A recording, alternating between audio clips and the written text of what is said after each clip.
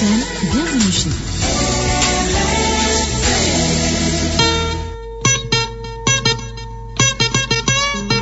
Mansour Kama passe devant le grand jury. Le président de la CNES, la Confédération nationale des employeurs du Sénégal, est l'invité de Mamoudou Ibra Kane.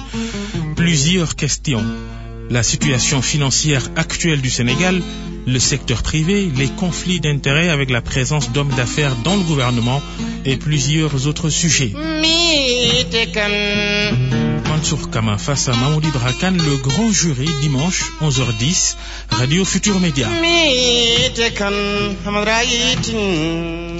Mesdames, Messieurs, bonjour et merci de nous renouveler votre fidélité. Nous avons le plaisir de recevoir Mansour Kama. Bonjour. Bonjour, mon livre. Vous êtes le président de la Confédération nationale des employeurs du Sénégal, CNES. Mansour Kama, première question, comment appréciez-vous les premiers pas du nouveau régime en tant qu'organisation patronale? Merci, mon cher ami, de m'inviter à votre émission. Et j'en profite d'ailleurs pour vous transmettre toutes les félicitations de la CNES pour votre promotion à la tête du groupe Futur Média, en priant le ciel qu'il vous accompagne. Amen. Et je dirais, après avoir salué vos auditeurs, que, bien entendu, les premiers pas du nouveau président de la République sont pour nous des pas importants, qui vont en tout cas dans la direction que nous avions choisi de prendre avec lui à l'issue non seulement des élections, mais surtout pendant la phase des élections, lorsque, s'appuyant sur les conclusions des assises nationales, M. Macky Sall a été notre champion et Dieu a voulu qu'il se retrouve à la tête du Sénégal. Il faut le féliciter, mais il faut féliciter tous les Sénégalais qui l'ont accompagné. 64% de la population sénégalaise, ce n'est pas rien pour un chef de l'État lorsqu'il s'agit d'élections. Alors, bien évidemment, je considère que le président Macky Sall n'a pas d'état de grâce. Pour une raison bien simple, c'est qu'il se retrouve à la tête d'un pays qui sort d'une année 2011 extrêmement préoccupante, en tout cas en matière économique, ce que je connais le mieux, mais aussi parce que, évidemment, il hérite d'une situation qui, je crois, a traduit d'ailleurs quelque part la sanction que les Sénégalais ont imposée au régime sortant, c'est-à-dire malgouvernance, gabegie, corruption. De sorte que donc, il faut qu'il affronte ces questions-là sans recul et sans grande marge de manœuvre. Quels sont les pas et les signaux qu'il a envoyés? Oui, je crois que la première rupture, en dehors de toutes celles qui sont annoncées dans les conclusions des assises nationales, ça a été quand même d'être, à mon avis, le premier président de la République à choisir des membres du secteur privé pour les placer dans le gouvernement. Et avec à la tête du gouvernement, M. Abdoul Mbaye, que je voudrais féliciter. Mais justement, on vous a entendu en parlant de risque de conflit d'intérêts. Est-ce que vous êtes rassuré? Est-ce qu'il y a des actes qui sont posés depuis votre sortie par rapport à ce risque de conflit d'intérêts? Oui. D'abord, permettez-moi de dire que la rupture, évidemment, elle est toujours importante parce qu'une rupture, pour s'imposer, suscite toujours suspicion et questionnement, ce qui est normal. Mais il n'y a rien de nouveau sous le soleil, puisque certains pays que je connais, comme le Japon et autres, depuis très longtemps, ont la pratique de ce va-et-vient entre le secteur public et le secteur privé. Mais l'une des grandes questions qui est posée aux États-Unis et un peu partout, c'est évidemment comment gérer ce conflit d'intérêts, parce que des chefs d'entreprise qui ont des intérêts dans des activités qui sont dans des situations dans lesquelles, étant privés, ils n'avaient pas, j'allais dire, de compte à rendre à la nation, se retrouvent maintenant à la tête de département ou bien à la tête d'un gouvernement. Mais il faut d'abord faire confiance à l'honnêteté de ces citoyens, parce qu'ils ont conscience qu'en acceptant la charge, ils sont exposés aux yeux du public, à l'opinion, mais aussi ils sont exposés par rapport à leur manière de conduire les destinées du Sénégal. Alors, bien évidemment, le législateur ne s'est pas endormi en se disant n'importe qui peut aller être à la tête du pays et ne pas rendre compte.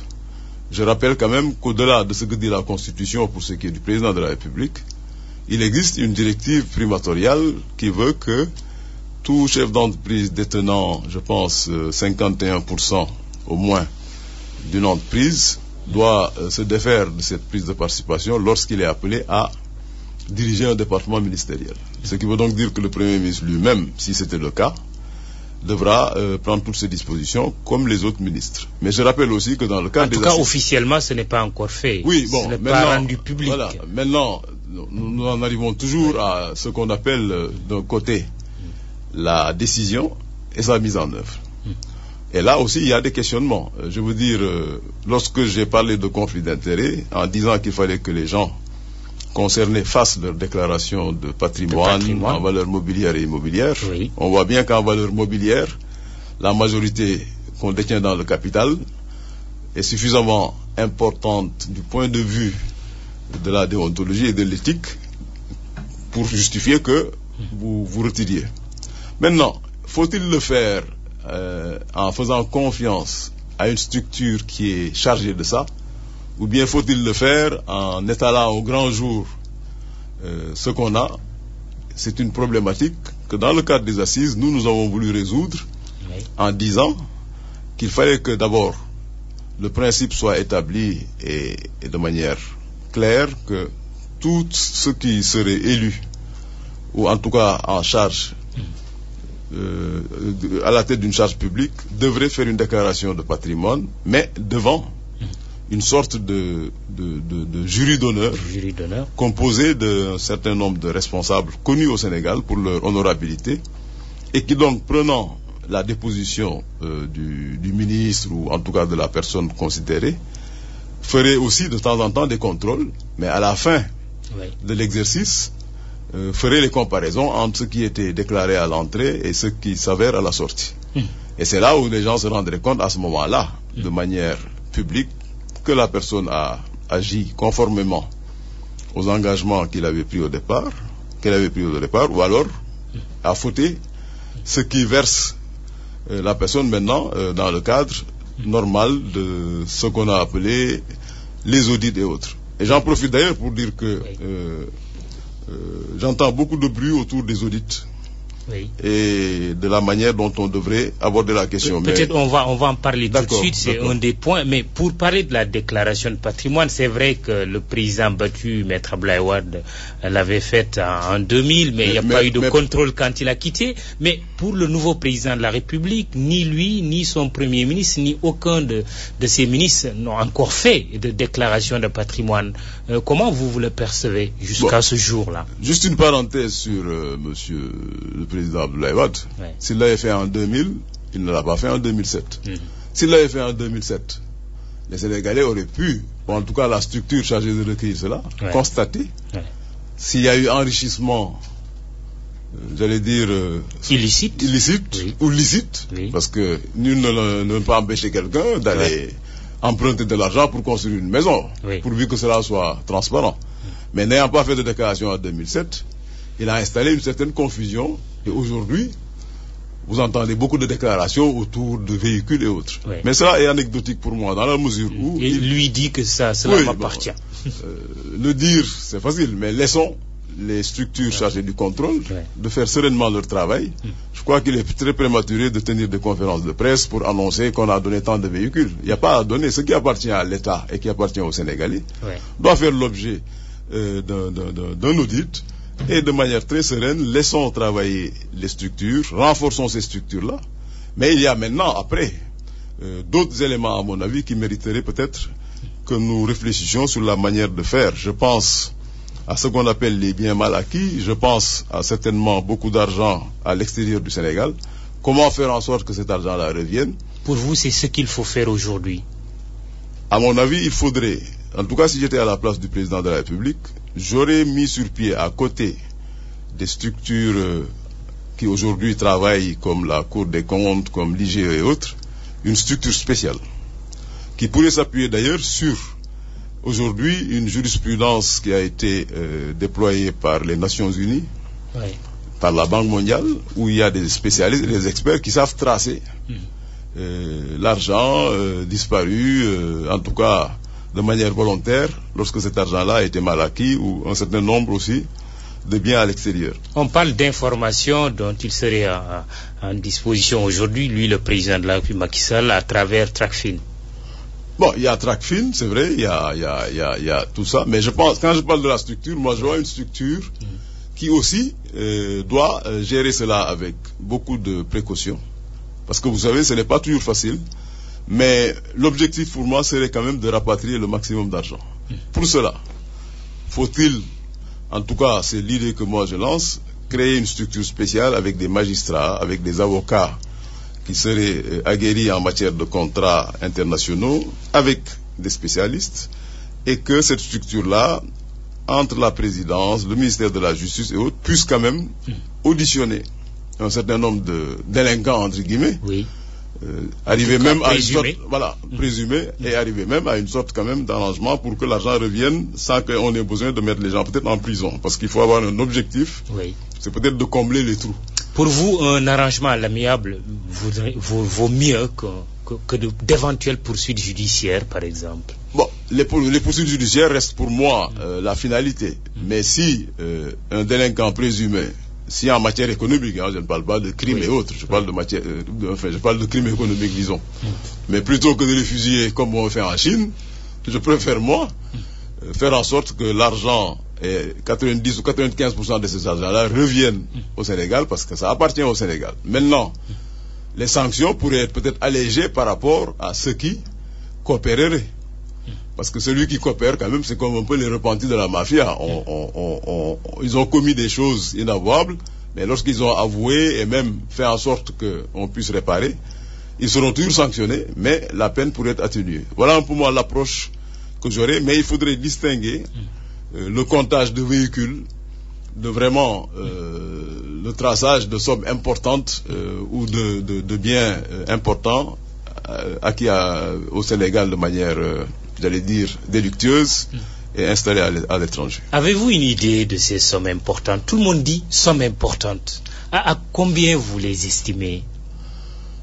C'est un calcul extrêmement difficile d'abord parce que c'est des sommes qui sont certainement cachées, mais lorsqu'on regarde un peu l'évaluation en matière de corruption et notamment l'impact de ce qu'on a appelé des surfacturations, vous pouvez faire des calculs qui sont peut-être pas très justes, mais vous pouvez dire que par exemple, si je regarde le taux de surfacturation en termes de coûts d'infrastructure, où on parle de 25 à 30% en moyenne, si vous le rapprochez de ce qu'on appelle le coût des infrastructures et vous prenez sur une moyenne annuelle, vous tombez déjà sur des dizaines de milliards qui ont été distraits dans ce contexte-là.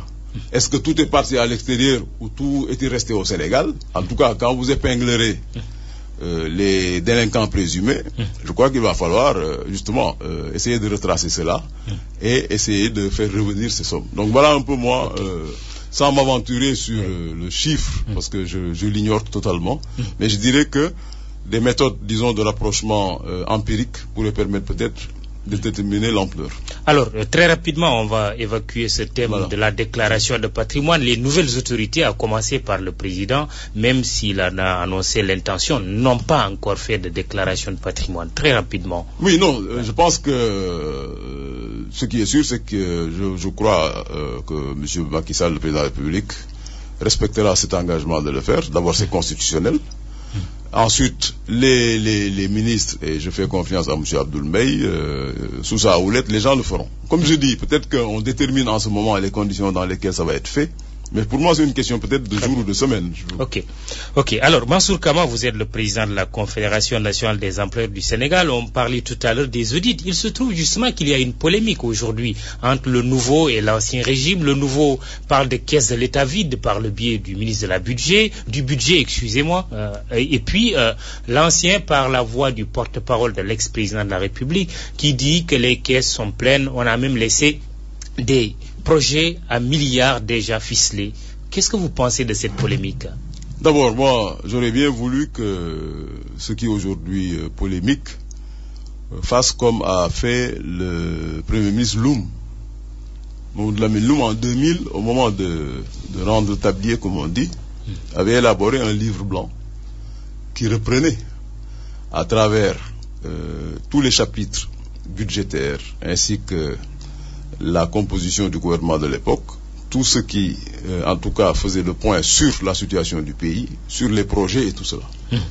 Et je crois qu'il n'y a jamais eu de débat sur le fait que, de manière claire, officielle, 200 milliards étaient dans les caisses.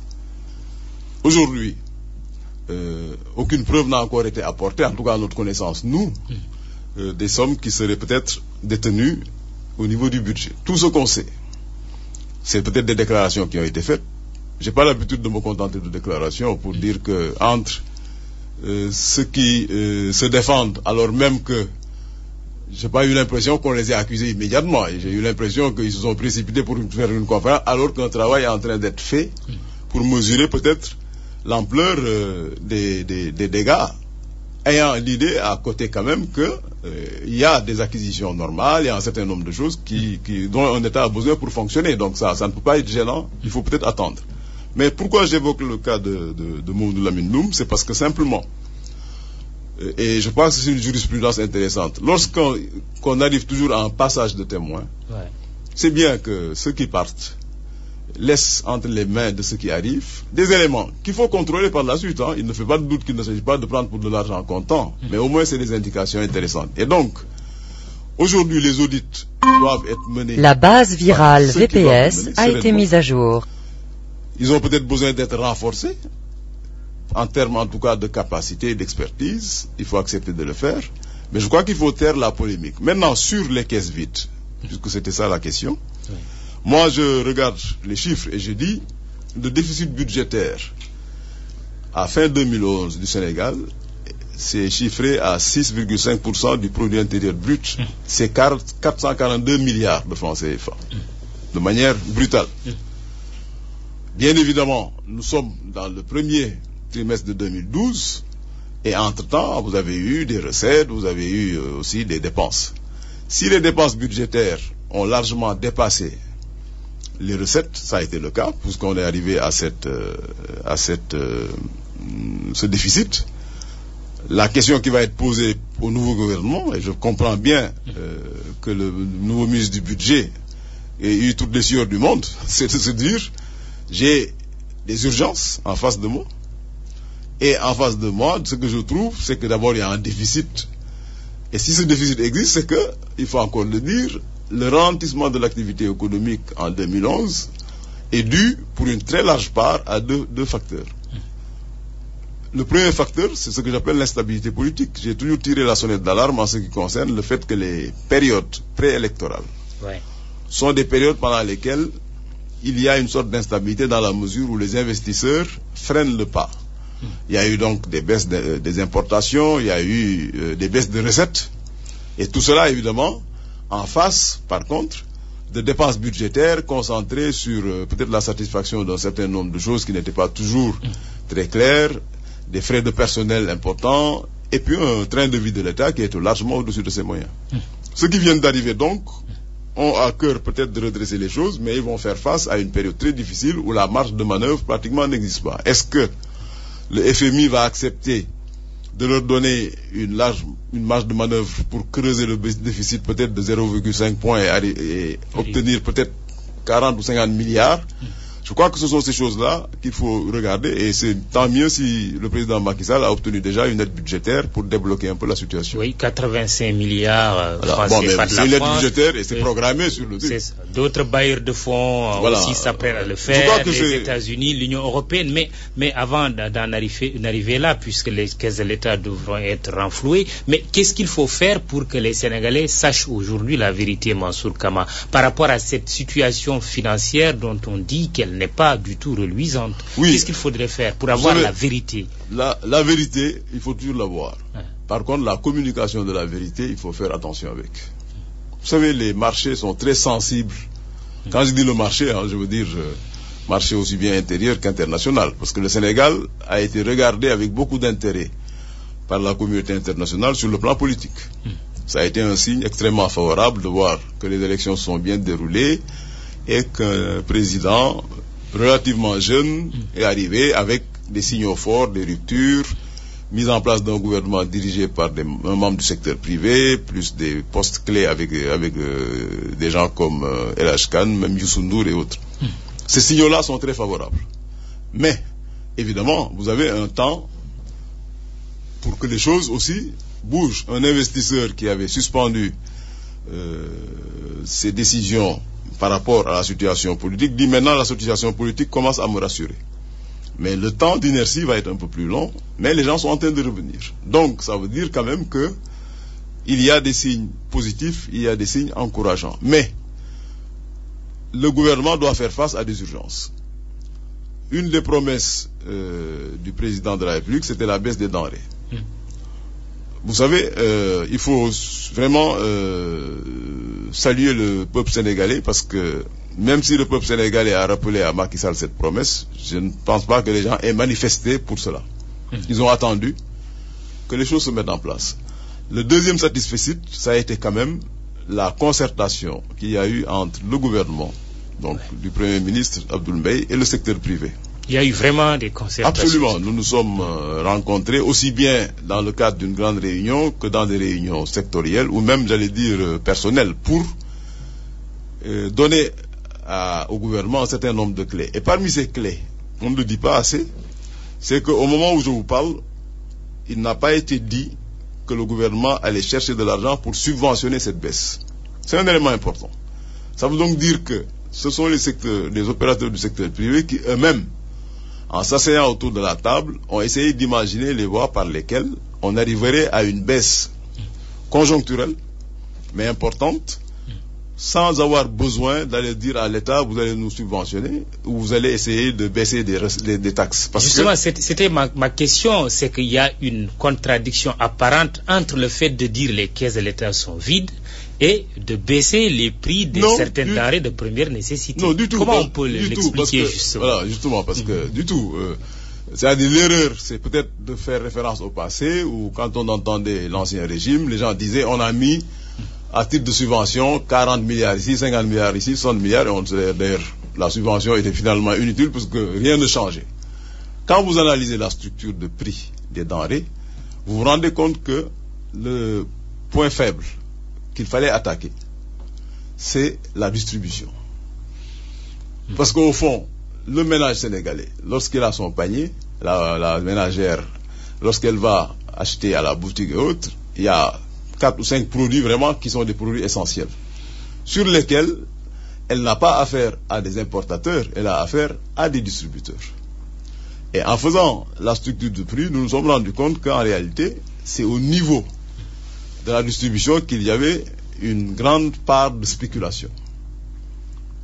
Et si vous regardez bien ce qui a été annoncé, vous vous rendrez compte donc que l'effort qui a été demandé à une organisation comme l'UNACOIS, ça a été de changer complètement de stratégie.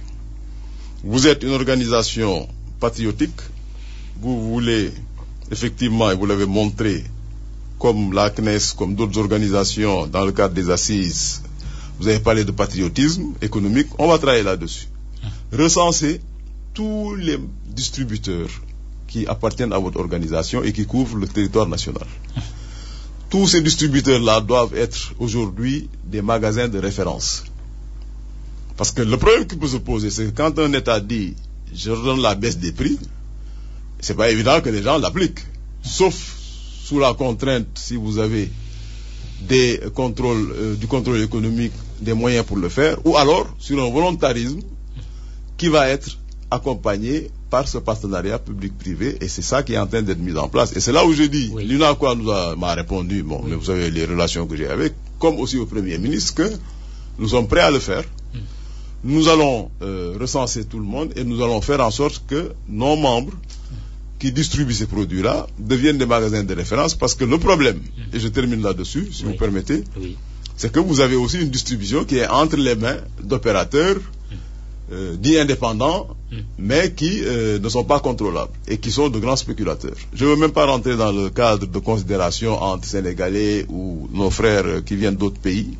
Je crois que le Sénégal est un pays ouvert, mais quand même nous avons entendu un certain nombre de choses sur certains distributeurs de proximité qui contrôlent de plus en plus le marché de la distribution et qui ne sont pas souvent des patriotes au sens où on l'entendrait nous. Or, nous voulons commencer déjà par ça, avant même de toucher à des questions de subvention. Il n'en demeure pas moins, et c'est vraiment le dernier mot, que une fois que cela est dit, le Premier ministre doit se remettre autour de la table avec les distributeurs à travers l'UNACOIS, mais aussi les importateurs et les industriels, parce que il faut surveiller et surtout améliorer.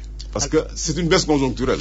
Justement, Mansour Kama, vous semblez dire que le patriotisme économique né des assises nationales a permis d'avoir cette annonce de baisse. Je dis annonce de baisse parce qu'on n'a pas encore la baisse effective. C'est vrai, le riz est concerné, l'huile est concernée, le sucre est concerné avec application immédiate, mais ce n'est pas encore le cas. Qu'est-ce qui doit nous faire croire, en tout cas, que cette fois-ci est la bonne? Cette mesure de baisse va être appliquée. Mais j'espère que votre aide ménagère que votre femme va envoyer au marché pour aller acheter du riz ou du sucre la semaine prochaine viendra vous dire: ah, mon cher employeur, effectivement, il y a une baisse. Mais vous savez bien que... Ça se fera dès lundi ou mardi, hein? C'est ce qu'on a dit là. C'est ce qui est dit, mais je suis d'accord avec vous qu'une fois l'annonce faite, et je l'ai dit et je le répète, l'engagement justement, ce patriotisme, c'est que les gens ne croisent pas les bras.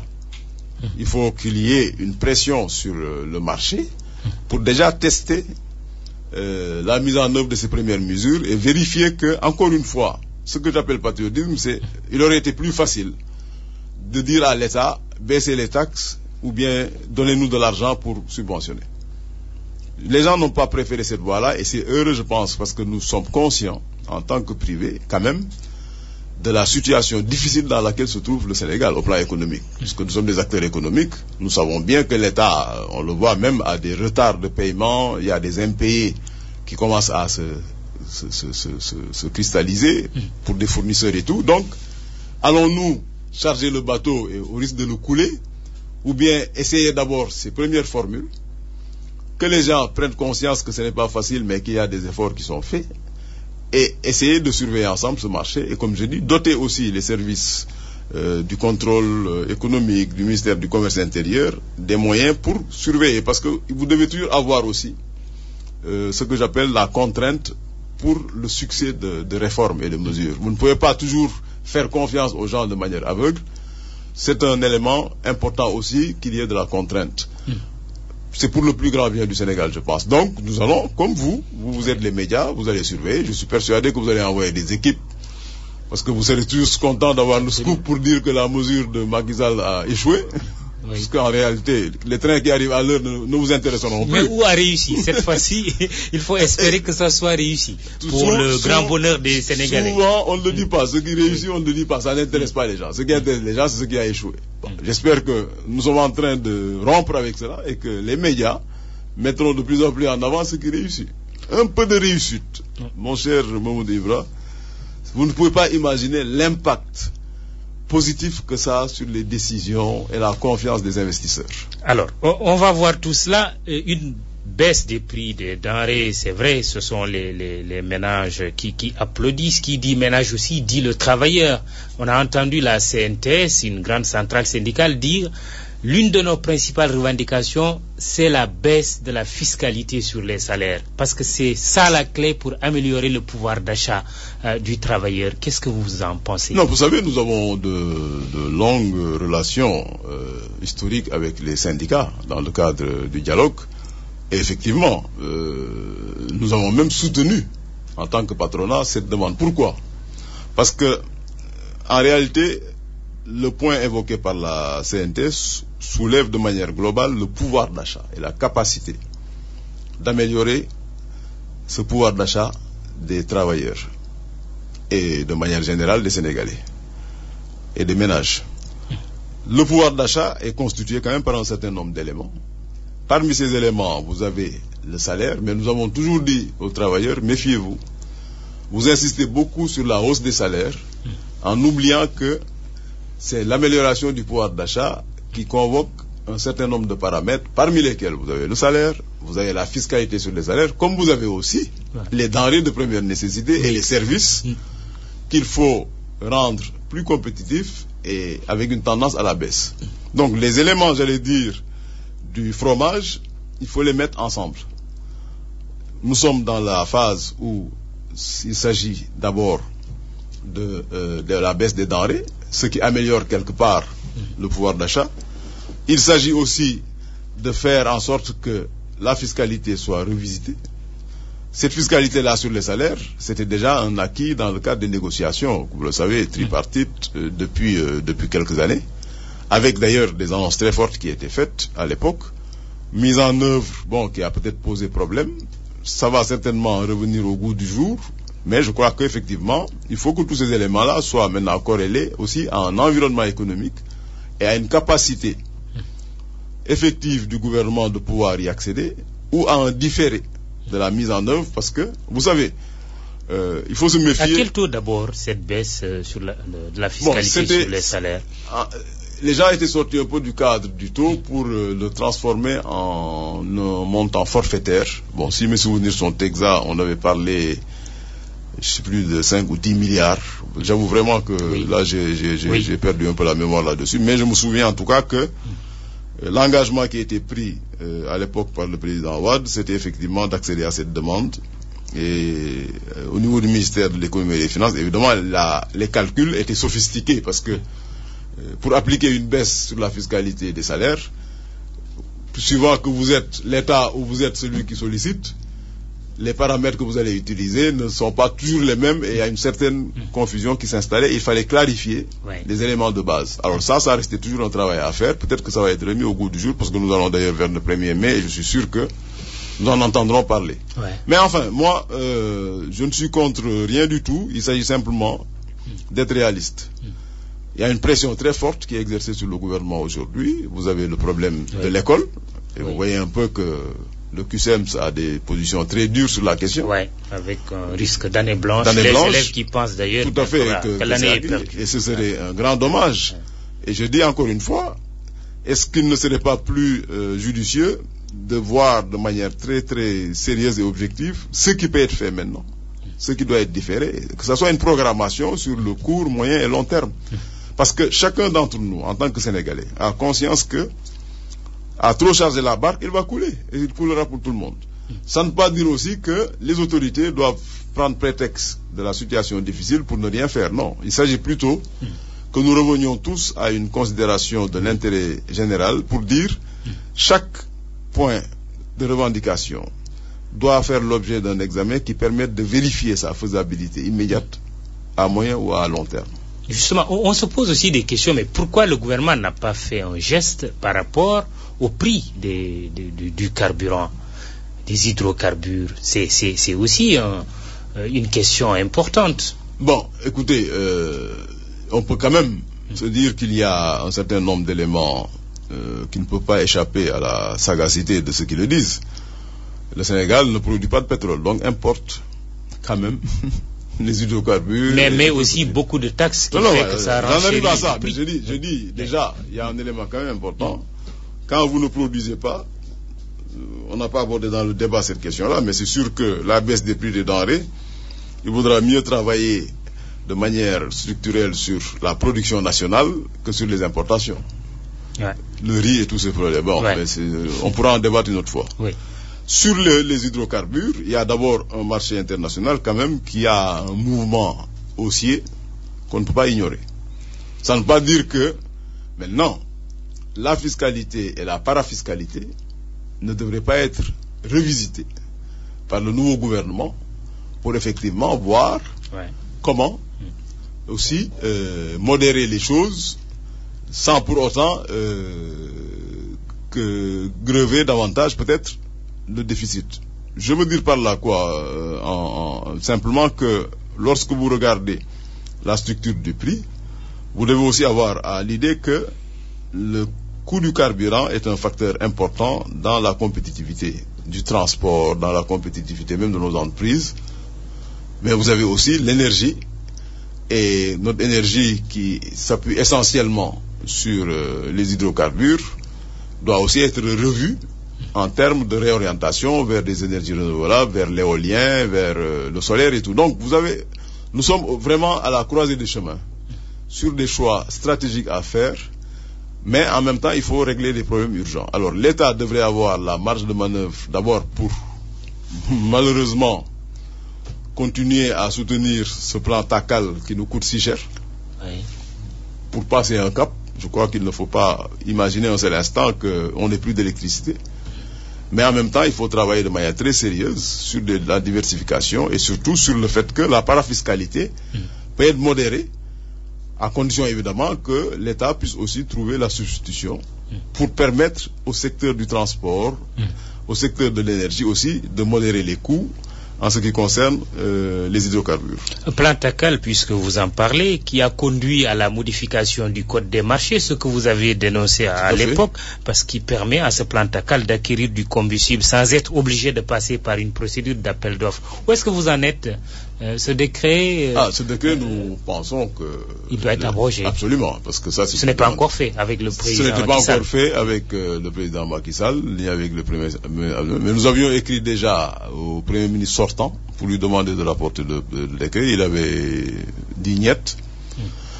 Les partenaires au développement, nous les avions interpellés aussi, FMI et les autres, pour leur dire que apparemment vous aviez vous aussi plus ou moins accepté cela. Et cela pour nous n'est pas admissible parce que le prétexte de régulariser une situation qui perdurait depuis 6 mois n'était pas pour nous un argument majeur. Est-ce que l'actuel pouvoir est disposé à abroger ce décret? Écoutez, nous leur donnons quand même crédit en termes de réexamen de la situation pour dire qu'avant peut-être d'abroger, ils ont besoin de prendre la mesure exacte de la situation. Mais nous ne sommes pas du tout endormis sur la question parce que cela convoque de manière globale la bonne gouvernance et le respect des structures qui sont chargées. L'ARMP est une structure respectable qui a fait ses preuves et qui ne saurait d'ailleurs être soupçonnée de parti pris. Et c'est pour cette raison-là que le président Macky Sall, le premier ministre du gouvernement, devrait très vite revoir tous ces décrets et autres textes qui ont été pris de manière abusive par l'ancien régime, qui a quelque part détourné un peu les fondamentaux de la transparence et de la bonne gouvernance qui sont la marque de la RMP. Je ne parle même pas de l'impunité par rapport à, on en a beaucoup au rapport ici, que nous des avons presque rangés dans les tiroirs. Bon, je pense que ça, il sera facile de les remettre sur la table et de sanctionner tous les auteurs de ces actes délictueux. Alors, nous avons le plaisir de recevoir Mansour Kama, le président de la Confédération nationale des employeurs du Sénégal, à l'émission Le Grand Jury sur la RFM. Vous avez souvent parlé de l'environnement des affaires en tant que secteur privé. Y a-t-il des signes qui vous réconfortent?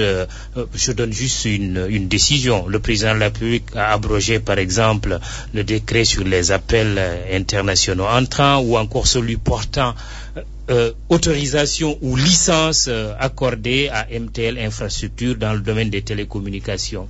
Est-ce que vous êtes rassuré par rapport à cet environnement des affaires? Écoutez, bien sûr, ce ne sont pas des éléments à négliger par rapport en tout cas à ce que nous appelons l'environnement des affaires, puisque le président de la République non seulement est averti depuis longtemps de ces manquements-là, il s'était prononcé là-dessus. Et le fait qu'il les corrige en abrogeant ces textes-là, je pense, est quand même à saluer dans la mesure où il respecte lui-même les engagements pris après avoir pris la mesure de la situation. Maintenant, l'environnement des affaires, c'est un cadre qu'il faut surveiller en permanence. Il est évident que nous sommes loin d'un environnement qui, en tout cas, devrait permettre de booster les investissements et de rassurer les investisseurs. Pourquoi? Il y a quand même eu des progrès avec l'APEX, non, tout à fait. Nous avons toujours salué les progrès en termes, par exemple, de formalités de création d'entreprises et autres. Donc, ces progrès qui ont été faits, nous les avons toujours salués et nous avons toujours dit que c'était un pas important. Maintenant, qu'est-ce qui reste à faire? La première observation sur laquelle je pense tout le monde s'était accordé, c'était de dire, à travers le Conseil présidentiel de l'investissement, ainsi qu'à travers toutes les recommandations en matière d'environnement des entreprises, on s'était rendu compte que les ministères en charge de la mise en œuvre traînaient les pieds. Peut-être parce qu'ils considéraient que ça leur ôtait une partie de leur pouvoir Et ce pouvoir-là, bon, je ne veux pas être mauvaise langue, mais souvent c'était le pouvoir qu'on appelle du sceau, avec tout ce que cela peut signifier en termes de blocage contre peut-être des intérêts particuliers. Qui, par exemple, de manière très précise? Je ne donnerai pas de nom et je laisserai peut-être les auditeurs publics faire leur travail. Simplement, c'était juste pour dire que dans l'environnement des entreprises, nous sommes aussi soucieux du fait que les réformes qui étaient préconisées soient mises en œuvre. Et aujourd'hui, il y a deux éléments, j'allais dire, vraiment sur lesquels le président Macky Sall est attendu. C'est l'environnement de la justice, l'environnement juridique. Oui. Nous sommes très en retard. Et je n'ai pas de doute que peut-être la nouvelle ministre, qui a une longue expérience sur le plan international et qui sait ce que signifie véritablement pour un investisseur l'importance d'un environnement juridique et que la confiance que ça procure aux investisseurs, je pense qu'elle est vraiment engagée à assainir, et cela est un point essentiel de l'environnement des affaires. Parce que finalement, tout est contrat, tout est juridique. Qu'est-ce qui s'est passé, en tout cas pour ce qui concerne cet environnement juridique, comme risque pour l'investisseur? Qu'est-ce que vous dénoncez? Mais d'abord que la justice, elle n'a de sens que si les textes qui sont élaborés et qui sont bons font l'objet d'une bonne administration. Mais une bonne administration de la justice suppose des moyens aussi bien en ressources humaines qu'en moyens d'infrastructures. Ici, le débat qui est posé, c'est peut-être moins les infrastructures, parce qu'il y a eu beaucoup de choses qui ont été faites, que les ressources humaines. Et très souvent, ce n'est même pas une question de qualité, c'est vraiment que certains juges ne sont pas des modèles en termes d'éthique et en termes de déontologie. Disons-le, la corruption au sein de la magistrature a gangréné quand même la justice sénégalaise. Et ça, on ne peut pas ne pas dire que nous avons intérêt à remettre les choses dans le bon sens. Et c'est dans l'intérêt du Sénégal.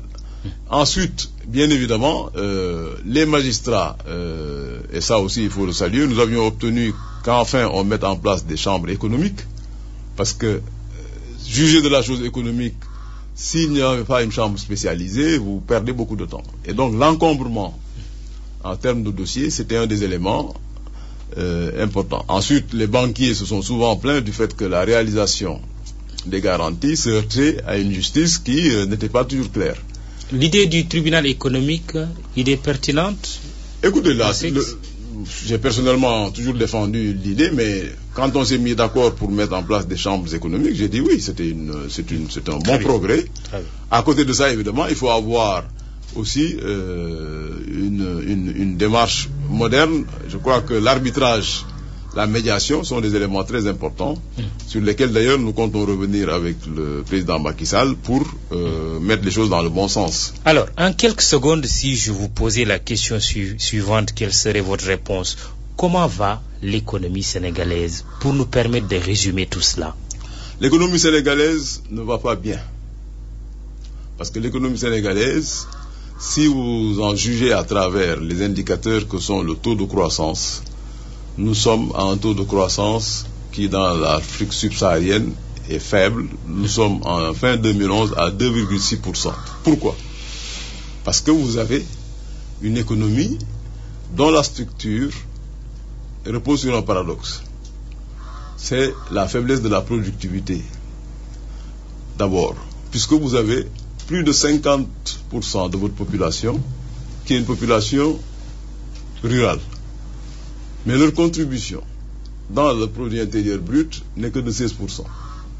Pendant que vous avez les services combinés avec le secteur secondaire qui représentent peut-être moins de 48% de ce que nous appelons la population active, mais qui contribuent presque pour 84%.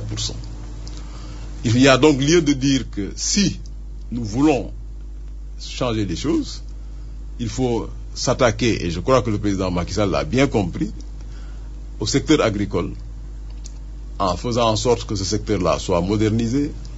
Il faut booster la mécanisation, mais dans des conditions qui devraient permettre aux paysans d'y accéder sans avoir à payer des prix trop forts, et puis régler les questions de gouvernance au sud du secteur. Vous savez tout ce qui s'est passé avec les semences et autres. Et le résultat, ça a été une catastrophe Même si on parle de la pluviométrie, mais alors si on parle de la pluviométrie, il faut renverser l'ordre des choses et de plus en plus faire de l'irrigation. Donc je crois que si le Sénégal est dans cette situation, c'est que nous avons péché sur le plan de l'agriculture. Le deuxième péché, si on devait le dire ainsi, c'est évidemment la gouvernance économique. Parce que comme vous le savez, si l'État est l'un des premiers acteurs économiques et le premier donneur d'ordre, l'État donc est le premier client qui doit booster l'offre à travers sa commande. La commande publique a été aussi malmenée par une très mauvaise gouvernance, parce que le choix des infrastructures dans l'absolu était un très bon choix. Mais après maintenant, on peut dire quelles sont les bonnes infrastructures ou celles qui doivent booster l'économie, ça on peut revenir là-dessus. Mais au point où nous en sommes aujourd'hui, je crois, nous sommes dans une économie qu'il faut relancer. Il faut donc relancer cette économie à travers aussi la consommation, d'où l'intérêt de baisser les prix pour que les gens aient encore de la marge de manœuvre. Mais il faut reprendre l'économie par l'offre. Il faut que nous fassions en sorte que nos capacités productives se développent. Mais il faut s'attaquer à la question de la fiscalité, à la question de l'accès au financement pour les petites et moyennes entreprises, et enfin, bien sûr, l'État partenaire, l'État qui booste, devient un État entrepreneur, mais pas entrepreneur au point de concurrencer le secteur privé, mais entrepreneur dans l'approche conceptuelle et dans la stratégie. Et je pense qu'Abdoul Mbaye a tous les moyens, en tout cas intellectuels, et son expertise et son expérience, pour nous rejoindre sur ce terrain-là. Très bien. On verra, l'économie sénégalaise ne va pas bien, bel euphémisme pour dire qu'elle va mal. Alors, Mansour Kama, on va terminer sur un dernier thème, c'est la crise casamançaise, mais en commençant par la visite du président Macky Sall en Gambie avec le président Yaya Jammeh qui dit je vais vous aider pour régler définitivement cette crise. Il en a profité pour régler ses comptes à l'ancien président, le président Abdoulaye Wade. Mais Yaya Jammeh est-il un partenaire fiable pour le règlement de la crise casamançaise sur laquelle vous avez eu à réfléchir ou en tout cas à mener des études à travers les assises nationales? Tout à fait. Je dirais que d'abord dans ce que nous avons fait comme études dans les assises nationales, et la commission d'ailleurs continue à travailler, c'est le constat évident que la crise casamançaise est d'abord une affaire nationale. Ce n'est pas une affaire de la Casamance, c'est une affaire nationale. C'est une affaire géopolitique et géostratégique, d'où la nécessité effectivement de régler cette question avec l'appui et le partenariat de la Gambie, de la Guinée-Bissau et même aujourd'hui, j'allais dire même du Mali. Ouais. Parce que vous savez que, comme l'a dit le président Macky Sall avec pertinence, d'ailleurs la ligne de front se déplace et l'instabilité du Mali vise essentiellement des pays comme le Sénégal, dans la mesure où vous avez toujours un point faible par lequel les choses peuvent entrer. Il s'y ajoute les menaces, nous l'avons constaté, que constitue la Guinée-Bissau du fait non seulement de son instabilité, mais de l'importance de la drogue dans le schéma. Alors, qu'est-ce que nous avons constaté après avoir entendu tous les acteurs? C'est que le président Macky Sall doit s'engager résolument, mais il doit aussi mettre en place les structures pour prendre en charge cette question. La rencontre avec Yaya Jammeh est à saluer, le président Yaya Jammeh. Est-ce qu'il est un partenaire fiable, un interlocuteur fiable? Vous savez, à ce niveau-là, il faut être réaliste. Chacun va défendre ses intérêts. Le président Yaya Jammeh peut avoir peur, peut-être, d'un Sénégal trop fort. Ça a toujours été le rapport entre nous et la Gambie. Mais je crois qu'il a conscience aussi que la déstabilisation de la Casamance ne peut pas lui profiter. Parce que s'il crée les conditions d'une fermeture de la frontière et que nous installions en Casamance des zones franches économiques et autres, on pourrait aussi déployer une stratégie d'asphyxie de la Gambie. C'est comme ça que je l'aurais vu, j'allais dire, dans un échange de bons procédés. Par contre, si en lieu de ça, nous mettons ensemble en place une intégration économique véritable et qui enjambe la question de la guerre en Casamance pour régler le problème et la réinsertion, mais dans un cadre sous-régional, nous aurons commencé à aller dans les directions indiquées par les assises nationales. Très bien. Merci Mansour Kama. Nous sommes au terme de cette émission, le Grand Jury, qui a eu le plaisir de vous recevoir encore, président de la Confédération nationale des employeurs du Sénégal.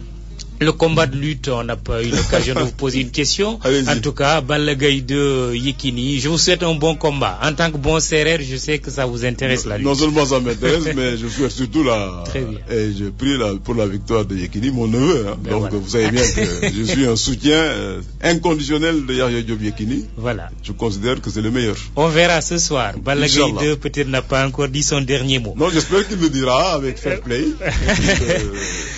Lorsqu'il sera dans le sable, il se relèvera pour venir saluer Yekini. Le grand jury présenté par Mahmoud Ibra Kane, Alioune Diassé à la technique. Rendez-vous dimanche prochain, dans un instant, le journal de 12h avec Ismaïla Kamara. Bon dimanche.